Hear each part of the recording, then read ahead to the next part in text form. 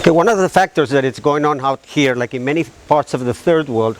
where we see a tendency towards the impoverishment of people rather than, you know, economic growth. And yes, there is economic growth, but usually it's very asymmetric, having the urban centers having a lot of the brunt of the development, while the rural areas are actually, in many occasions, actually pending or leaning towards more economic problems. And one of the things we have here in the Solomon Islands is that many of the local communities, which is about more than 80% of the population, rely on subsistence, meaning that they farm their own food and they fish their own fish, and sometimes they hunt their own game. But what's been happening over the years is, with changes in the impoverishment of the environment as a result of logging activities by Chinese, Malaysian and Japanese multinationals,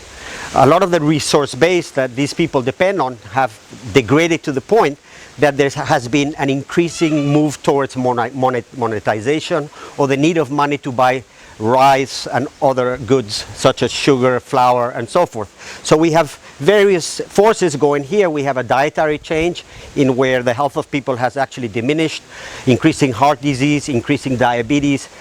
increasing cancer. And this is probably related also to a dietary change, which is linked to a monetary economy and more dependency on imported goods from Australia, China and other countries. So what you see is that these kind of activities for generating cash are part of a move in communities to have more versatile or diversified economic opportunities to actually get money to buy a lot of these products. But what we have to understand is that this is a product of a degrading resource base, in where fish in the reefs and fishing yields have decreased, and so yields in the agricultural fields, in the horticultural fields. So this is really a function or a product of a changing resource base